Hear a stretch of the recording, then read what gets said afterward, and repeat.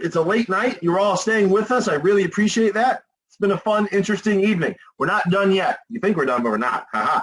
So next up, I am so excited about our presentation. I was trying to find ways to even move this up, but so it goes. The next person will be Tim Frank. So our presenter on this segment is about smart growth, something that we need to be thinking about. And Tim Frank is the executive director of the Center for Sustainable Neighborhoods. And he's worked with decades for both labor and environmental movements, and now be presenting to you all about the future of sustainable growth, about city planning and so forth. So I'm not going to talk anymore. Tim, if you're there, why don't you come on the screen and we can talk about smart growth. There you go.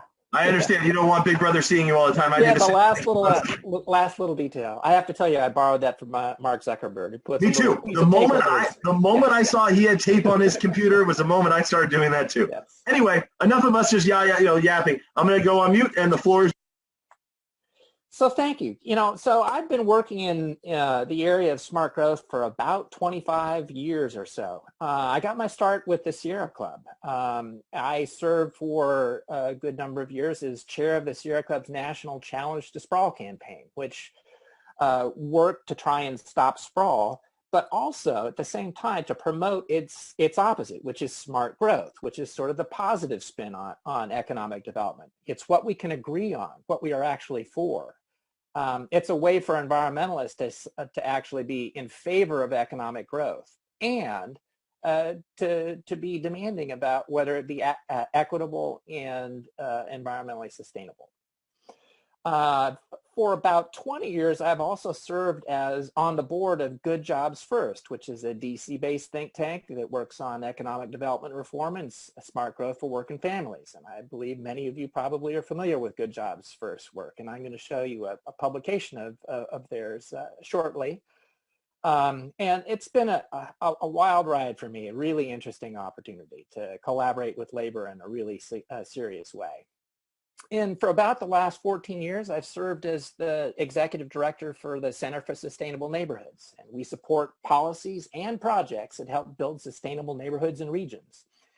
And we've been very deliberate about partnering specifically with labor and especially with the building trades. And I actually serve as a consultant now to a number of building trades councils around how to make sure that smart growth is good union-friendly growth. So about 20 years ago, I did something that was kind of exciting in a different state, in the state of Colorado. I had done a bunch of work with the building trades in California. I was working as a lobbyist for Sierra Club California, and I had a great relationship with Bob Balgenorth, who's the head of this, who was at that time the head of the State Building and Construction Trades Council.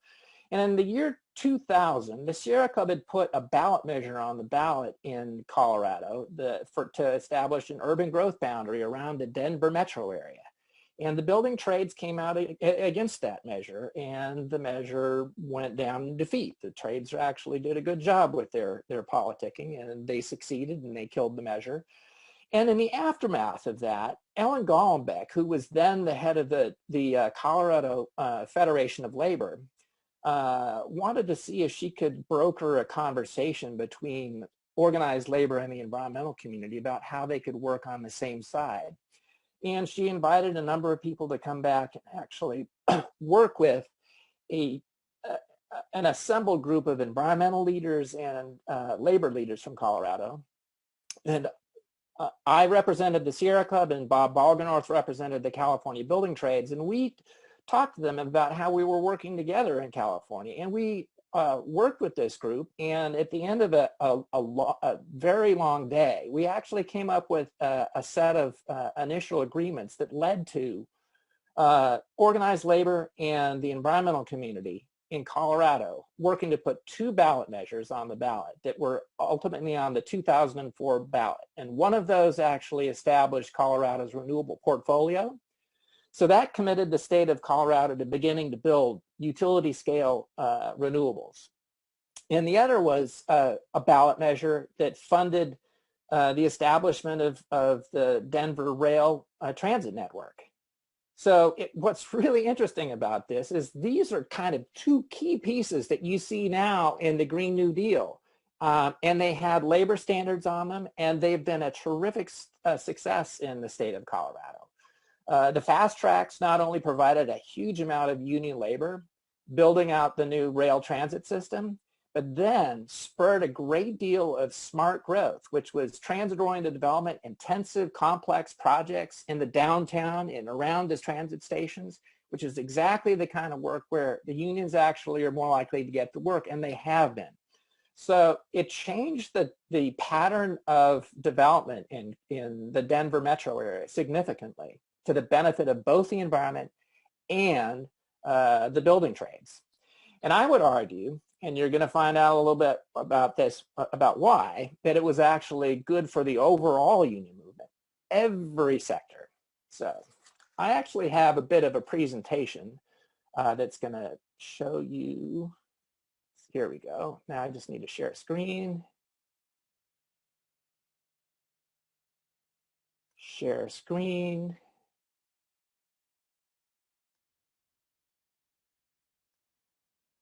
Beautiful. Excellent. Okay.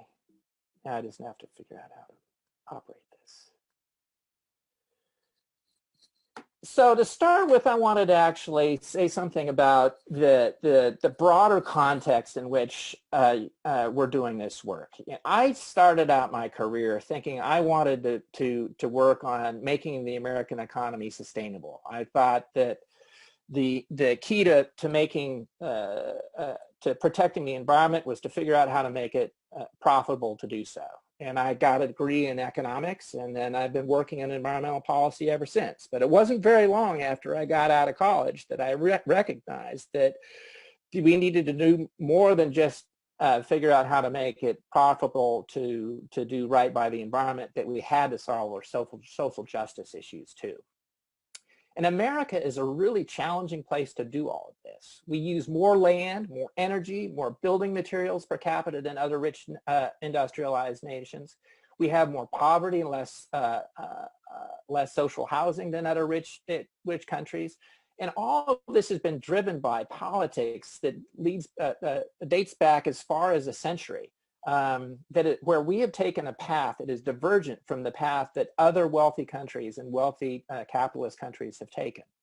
So we're an unusual place that has a lot of income inequality, that uses resources very inefficiently, and that has created an enormous amount of social inequity.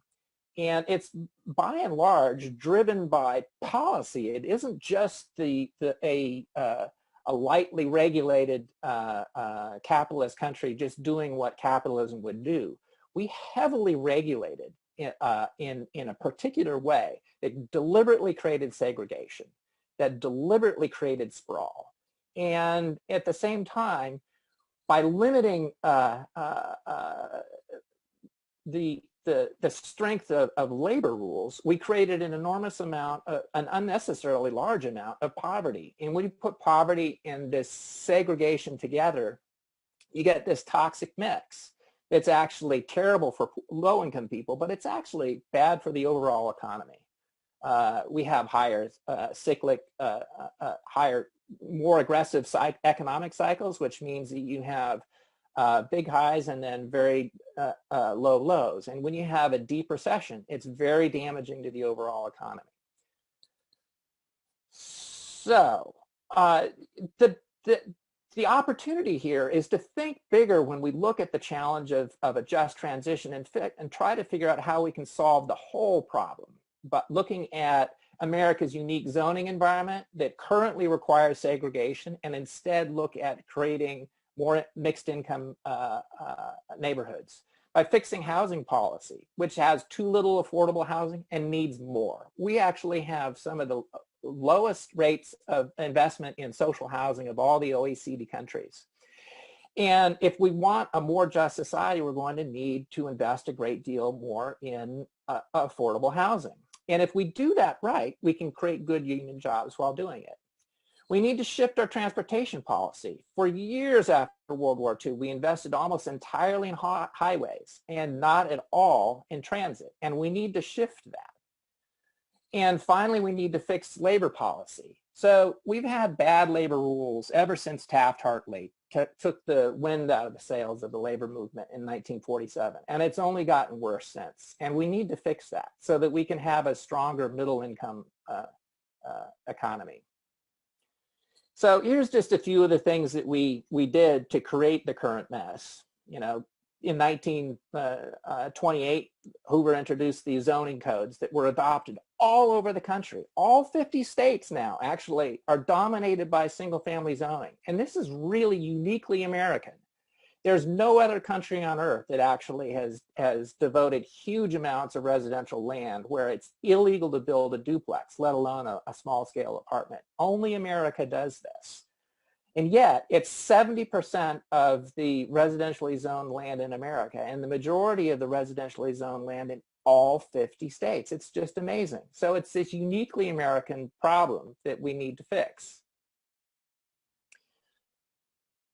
So if you look at this from an environmental perspective, looking at this just from a climate change perspective, you look at the comparison between suburban development and urban development, and you find there's this huge difference in the amount of CO2 emissions.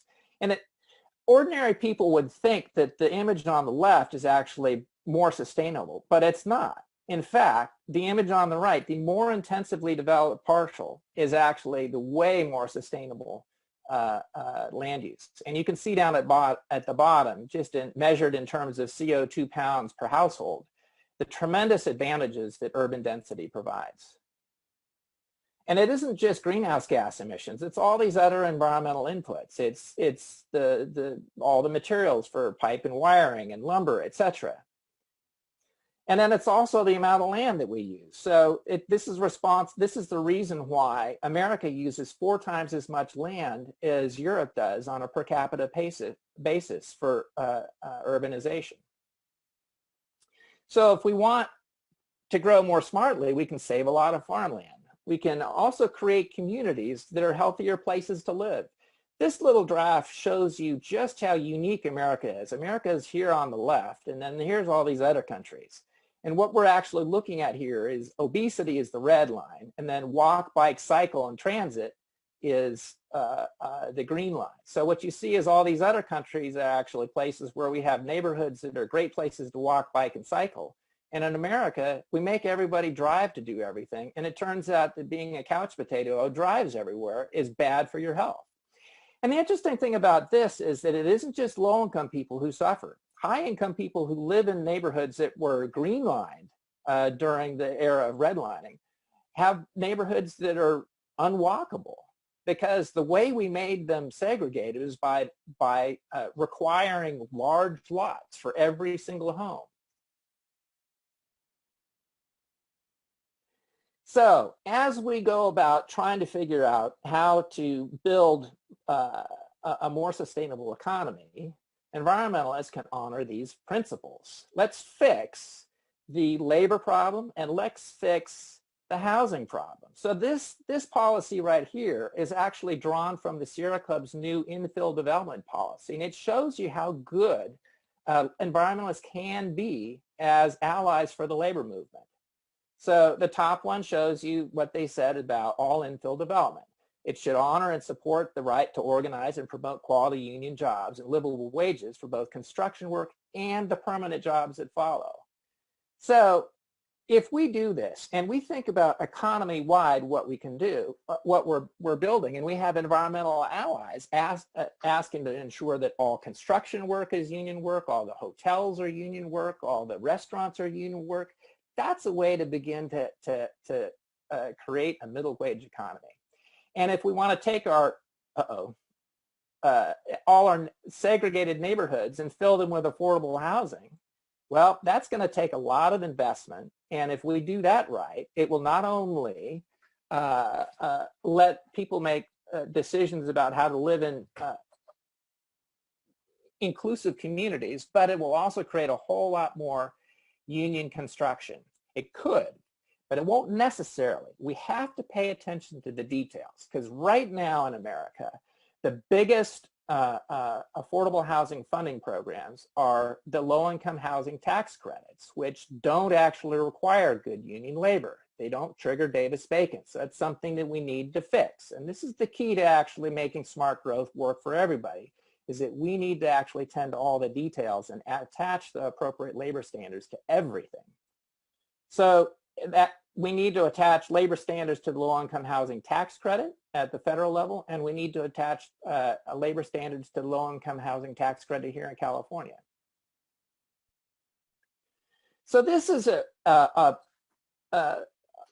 primer on the benefits of urban development for the building trades, and very specific. This is a report that was produced back in 2003. It did a very rigorous job of analyzing investments in public infrastructure and looking at the implications for the development that would follow, specifically from the perspective of the building trades, and found that all of the suite of strategies that the environmentalists were promoting to promote smart growth, including when it comes to highway construction, a fix-it-first agenda, as opposed to building new lane miles, and a greater investment in transit, that these actually produce more work hours for construction work hours. And that when the work is done in an urban environment, it's more likely to be union work. But better than that, when you put all that infrastructure in place, and you're building in an infill setting, and you're building transit, and you're fixing your roads and bridges, but also not extending new lane miles out into the middle of nowhere to support sprawl, but instead focusing on infill development and the infrastructure that will support infill development, you get more work hours in the in the development that follows the infrastructure, the residential and commercial infrastructure. And in that construction that is located in the areas of highest density is where you're most likely to actually get union work doing the work. So what it means is that for the building trades, smart growth is an extraordinarily good deal. But here's the really cool thing, is if you look at urban density and overall union density, you find this incredible consistency, because it's the building trades that do best in the urban centers. It's the hospitals that do best in the urban centers. Public employees are more likely to be unionized in the urban centers, etc. Unions are fundamentally city-oriented institutions. And so this is an opportunity to align the building trades and the service sector, the manufacturing sector, everybody on an agenda that's good for the environment. So this is an example of how we actually make it work. This is the Bay Meadows racetrack. It's a horse racing track in San Mateo County that basically went out of business, and it got redeveloped. And environmentalists and affordable housing advocates and labor collaborated and worked together on negotiating in concert with the developer a community benefits agreement on this. It's an 85-acre parcel, and this kind of one-stop shopping where the developer negotiated with a consortium of groups that were working together in concert and supporting each other. So the building trades were supporting the affordable housing requirements, and environmentalists were supporting a project labor agreement, and it all worked out really beautifully. So here's the specific plan that actually got completed: 85 acres, 1,250 homes, of which 190 were affordable, $1.25 million or square feet of commercial development, all of it built, 15 acres of open space. And there were several different parks distributed through here, and it addressed the park shortcoming of the community. The environmentalist said, this is what we need, and the developer said, we'll give it to you. And they did, and the result is actually a beautiful project. And here it is under construction. And it's all being done under a project labor agreement. So basically, this is union labor. Berkeley, downtown, we actually have a specific plan for the downtown that allows buildings to be built now to 180 feet. Now, Berkeley, just a generation ago, was the community that was just famous for being just say no, where they wouldn't allow any building. So between 1973 and about the year 2000, Berkeley built just 400 homes total. They basically shut down everything in 1973. And with the downtown specific plan, which we put on the ballot, and it was labor, environmentalists, and the Chamber of Commerce and developers all working together, we got a downtown that allows substantial density, but it has community benefits associated with it. So there's contributions to affordable housing. There's union requirements on all the tall buildings. So this building here that you see is this is the artist's rendering of a hotel that basically is going to be all union built and union staff, because Unite here has a card check agreement on it. And here it is under construction. So that's what we want to see. This is policy at work, and it's a coalition that delivered it. Now, this is just across the street and just down the way, also in Berkeley, 300 units of housing, also about 180 feet tall, over ground floor retail, with a $10 million contribution to the Affordable Housing Trust Fund. Once again, a product of good policy. Now, smart growth is not just an urban center thing. This is an example from Ramona, which is just outside of San Diego. And this is existing conditions, and I'm going to show you a sequence of slides that make it smarter. Now, I should note that this right here is a picture that was actually included in the San Diego regional plan. So the same plan that is now associated with the project labor agreement. And here is what we do. So we add street trees, and you just added a bike lane there, you see. Right over here, this bike lane. That's an example of infrastructure that would be covered by the project labor agreement. And then you add a bunch of new development along both sides of the street to create a more, a denser format. And what you see is this, there's not big front and side and backyard setbacks. It's not sprawl-like. Instead, this is actually a continuous curtain along the street front. And it's beautiful. It looks a lot like a historic Main Street. So that's what we can do in San Diego with a project labor agreement. Here's Marin County, and another example of a slide sequence created by Steve Price, who is a national treasure. He's an amazing guy who's produced these sequences of slides for planners all over the country. So here's what we can do in Marin County. You add your trees, and then you add all your smart growth around it. And it's beautiful. There's no reason why we can't create beautiful, denser development that is much more walkable and do it using union labor. And if we want to use union labor, what we need is policy. And so I have one other thing I want to share with you. This is a group of environmental groups that actually signed on, sent a letter to MTC, and you'll see who they are. It's Rails to Trails Conservancy, the Alameda County Resource Conservation District, Save the Bay, the Climate Center, this Committee for a Green Foothills, the Center for Sustainable Neighborhoods, and the Greenbelt Alliance. And Igor told you that the Sierra Club would love to actually join in this group as well. And this is, if you scroll down here and you look at the bottom of the page, the second page, not seeing the same images, Tim. prioritize skilled and trained labor. See, they're actually embracing they're embracing the, you can see this. Can you see that? I can see no, I can just see like all your PowerPoint, like basically. It's just my PowerPoint. Oh, yeah. Whoops. I know what I mean. I need to share this other item. Well, that's all right. Seems fun, right? Yeah, so I'll just tell you, I was trying to show you a letter that had a bunch of logos from all these environmental groups on top, and it had a very nice paragraph in it about the labor standards. It was lifted directly from the building trades. And this is the kind of partnership that we need. This is how we actually make policy happen. Well, it's a bummer you couldn't see it, but still was an awesome presentation. See if you can like unshare your screen and then reshare it on that thing. Yeah, I'm going to do that. Cool. And as you do that, I'm going to take a moment. Look, it's 8:43. We've been going almost for 4 hours. I don't want to think about all the energy we've used from all our computers to do this. But, okay, show us the thing. Yeah, okay. So at the top, you see all these nice logos, all our friends, labor and environmental friends. We just love it. And then you look at the bottom of the second page.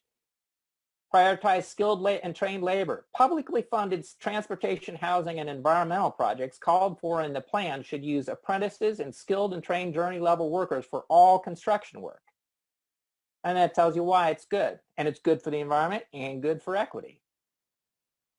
So that's what we're looking for. So I think I'm ready for questions.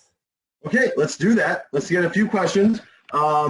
If you would like to ask a question, we can do this 2 ways. We can either, you can raise your hand, like Tim was just showing you. You can raise your hand. I can call on you that way. Or you can put something into the chat. So let me see if we have any questions. Oh, good. We have your hand raised. Hold on here, and I will get that. Peter Shapiro. There you go, brother. The floor is yours for the question. Once you unmute, sir. I'm going to ask you to unmute. Okay. There you go. So there's a lot of construction going on in Oakland right now. I mean, a ton of it, but affordable housing still lags way, way behind. How do we account for this? And what is the role of real estate speculation by private equity firms in Wall Street in driving the housing market in California? Because somebody mentioned NIMBYism earlier in the conference. I have a feeling that has a lot less to do with it than the fact that there's a ton of money pouring in right now and it's all speculation. It's driving prices way up. That's my question. Well, so first there's a couple of things. Affordable housing is a critical element of smart growth. And in Oakland, they have, if we want to make sure, if we want to deliver affordable housing, we need three things. We need public financing for it. We need zoning that actually can accommodate housing that is built relatively efficiently. That's essentially affordability by design.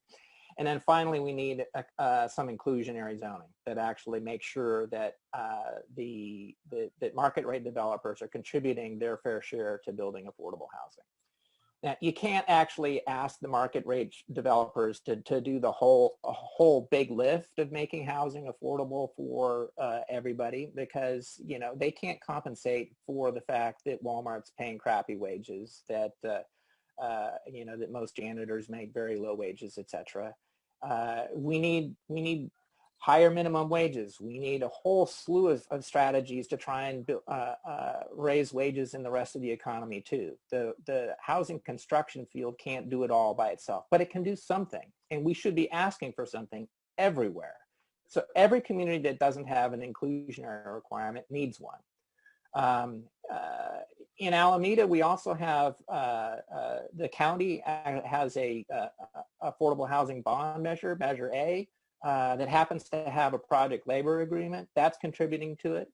Oakland doesn't have its own specific affordable housing funding mechanism, but other communities do. Berkeley, for instance, has Measure U1 that the building trade supported, that actually is a business license tax that applies to rental housing, and it uses all of the proceeds from that to build affordable housing. And on top of that, it has a bond measure that's paid for by property taxes, and that's also used to pay for affordable housing. That also happens to have labor standards associated with it, which is the package we're looking for. So we need all of these things working together. It's going to be a big lift, and we need local, state, and federal policy to line up on this, because we need funding from every different level to actually give us the kind of funds we need. We're starting from a bad place, remember. For almost 100 years, our country has invested less in social housing than any other advanced country on the planet. So we've got a lot of ground to make up from, and it's going to take a big amount of public investment to succeed at that. So I got some more questions for you. That was number one. This was supposed to be Contra Costa in Alameda, but we attracted the whole state, and I'm going to turn this over for the next question to my brother from San Diego. I just put him on the spot to embarrass him. Rick Bates. So, Rick, I'm going to allow you to talk. All right, thanks. Can you hear me? I can. Yeah. All right, perfect, Josh. It's good to see you again, brother. Tim, this is great information. Love the all the conversation on smart growth, infill development. Everything you said makes a lot of sense down in San Diego. The building trades, along with Unite here, kind of been at the forefront of trying to improve inclusionary requirements on those sorts of ordinances within the city. But what we're finding is that a lot of times developers try to like break apart different parts of the building trades maybe to get them to support sprawl development in a way where, you know, they go out and they buy, you know, a developer will get a chunk of land that's very inexpensive because it's not zoned for housing. And so they buy it on the cheap. They get a general plan amendment. They upzone it. Something becomes worth something. They build on it, and they might peel off a union or two. Just kind of curious. Do you have any thoughts on that? Is that something that you see that's kind of, it happens a lot, or do you have any thoughts on how we can, you know, maybe be prepared for that kind of thing, or try to figure out how to fight against it? Well, I think it's important to try and fight against that. I actually think that there's some real integrity to the regional plan in San Diego, and sticking to that program is, I think, the key way to go. And what we really need to try and do is see if we can't align all the trades working together. And this is both the AFL-CIO unions and the non-AFL unions. So, for instance, if you look at who was testifying on behalf of that project labor agreement for Sandag, it was basically all the building trades, including the carpenters. This is the absolute way to go. We need solidarity that is complete within the union movement around this stuff. If we work together, we can actually do a lot. And the union, the building trades are going to be better off if there's some discipline to the development process, and if more development is focused in the urban centers and around good around transit and its smart growth in flavor.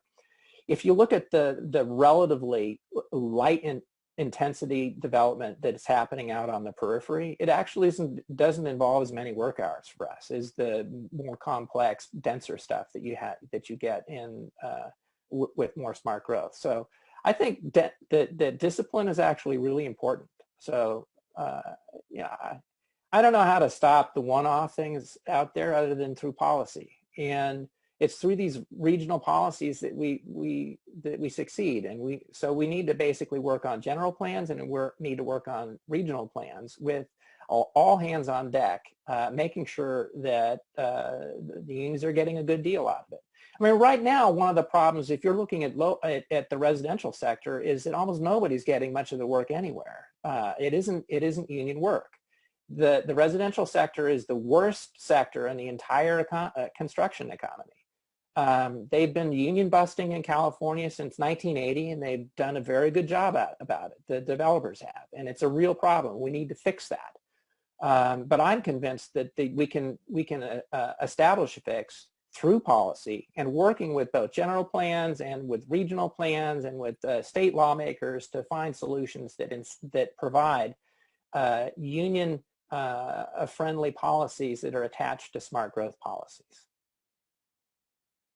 Thank you, Tim. Okay, I want you to have more questions to answer, but look, we're at 8:52, and I think I'm going to bring our sustainable, eco-friendly plane into a landing at our newly built PLA Invisible Airport that is made up here. So, everyone, tonight was Tim. Thank you so much, by the way. Thank you so much for your presentation and your patience for being here. And I know we had you last time. I'm really sorry about that. However, all of this done tonight, because we almost were here for 4 hours together. This was amazing. And all of you stuck with us on this. So before we wrap up, I want to say one little quick thing. And I'm going to turn this over to other people. You don't have to hear me talk after this. This was not made in a vacuum. This was not made just tonight. We didn't just call these people and say, hey, get on a Zoom tonight. This was made by hard work and dedication and volunteer hours, blood, sweat, and tears by so many people I couldn't even thank them all. But I want to say this was done by our climate caucuses. So if you're interested in that, I'm going to turn this over to our climate caucus chairs to talk more of this. But real fast, I just want to thank everyone, Glenn, Amy, there's too many names, Michael, all the staff at the Contra Costa and at the Alameda Labor Councils, everybody that was involved with this, Vivian, everybody, thank you all for making this happen. And with that, I'm going to turn this over to Glenn and Amy, and thank you all. Go ahead, Amy. Okay, great. Thanks. I want to thank everyone for coming. This has been great. We've put a lot of energy and time into doing this because it's such an important topic. I also wanted to say real quick to Norman Rogers earlier, you said something about hope. And I just wanted to say that I think a great deal of the reason why many people have gotten involved with this is because we have hope. And I think our possibilities of being able to get things done that work on union density, excellent jobs, and clean air, and a healthy climate all come by all of us coming together as the people affected, as the people working on it. And so I'd like to put a big invite out to anybody who'd like to join our climate caucus. We have one in the Contra Costa Labor Council and also at Alameda. Glenn, you want to say something about the times, et cetera? Absolutely. Good evening, everyone. My name is Glenn Lovall, political coordinator of the Iron Workers Union Local 378 and a co-chair of both the Alameda and the Contra Costa Central Labor Council's climate caucuses. As you have seen this evening, workers from across the entire labor movement have spoken up for their needs and interests for a sustainable pro-worker future. Labor must work together to uplift workers from all parts of the movement. The time to work together is now, to find a unified front in the combined struggles to overcome climate change and to create a stronger labor movement and a more equitable future. To all community partners, thank you for being in this conversation, and we look forward to further dialogue. To all labor delegates, please get involved in these climate caucuses. The Alameda Climate Caucus will convene next Tuesday, August 2nd at 5:30 p.m. on Zoom, and the Contra Costa County Climate Caucus will convene on Wednesday, August 25th at 5 p.m. also on Zoom. For more information and reminders, please reach out to your local labor councils. On behalf of both climate caucuses, the Alameda and Contra Costa Central Labor Councils, and to all participating unions in this effort, thank you, and we will see you all on the front lines. Okay, now this is going to be on YouTube, so we'll get the links out to everyone. We're going to figure out how to do that. And Zilali, you want to take us out? Sure. So thank you all to our presenters for joining and those who attended this evening. Really appreciate you staying on. And again, for those who weren't able to stay on or joined in the middle or towards the end, we will have that video up on YouTube and more information to come. Have a good night. Hey, you don't have to go home, but you can't stay here, everybody. Have a good night and be safe.